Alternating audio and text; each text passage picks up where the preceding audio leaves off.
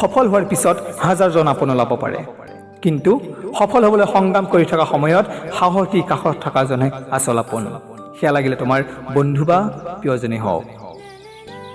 সদায় বন্ধুৰ লগত মিলা প্ৰীতি হাঁহি আনন্দৰে থাকিবা, কিন্তু অলপ নিজকে পৃথক কৰি ৰাখিবা।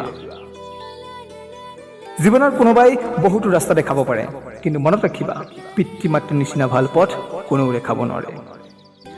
সৰুতে জীৱনটো তুমি পুতলাৰ লগত খেলি পাৰ কৰাইছিলা হয়তো, কিন্তু ডাঙৰ হোৱাৰ পিছত কাকো জীৱনটো পুতলাৰ নিচিনাকৈ খেলিব নিদিবা।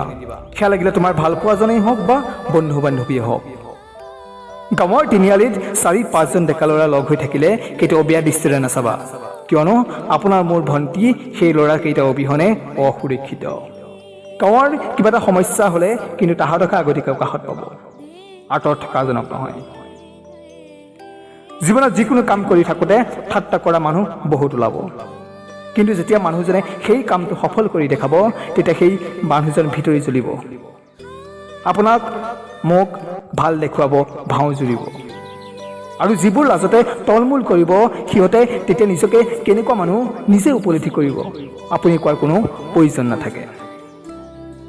জীৱনটো এবাৰহে পায়, আমিও এবাৰেই পাইছোঁ। সেইকাৰণে জীয়াই থাকোঁতে সকলো উপভোগ কৰিব লাগে। আকৌ ক'ত পাব এই পুনৰ জনম, কিন্তু বেয়াবোৰ নকৰি ভালবোৰ কৰিব লাগে। আমি মানুহবোৰ জীৱ শ্ৰেষ্ঠ। আমি মানুহবোৰে জানি বুজি ভুল কৰোঁ সদায়। আমাৰ মনবোৰ সদায় বেয়া ফালে গতি কৰে কিয়, তাক লৈ এটি ডাঙৰ প্ৰশ্ন। বেয়াটো হোৱাৰ পাছতহে আমাৰ কিয় জ্ঞান হয়। মানুহে প্ৰেম কৰিব লাগে, য'ত নেকি প্ৰেমৰ সৃষ্টি থাকে, আৰম্ভ থাকে, কেতিয়াও শেষ নাথাকে, ধ্বংস নাথাকে।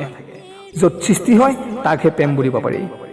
মানুহৰ জীৱনত বহুতবাৰ প্ৰেম আহিব পাৰে, কিন্তু সঁচা প্ৰেম এবাৰেই আহে, আৰু সেই প্ৰেম ধৰি ৰখাজনহে আচল প্ৰেমিক বা প্ৰেমিকা। ধন্যবাদ।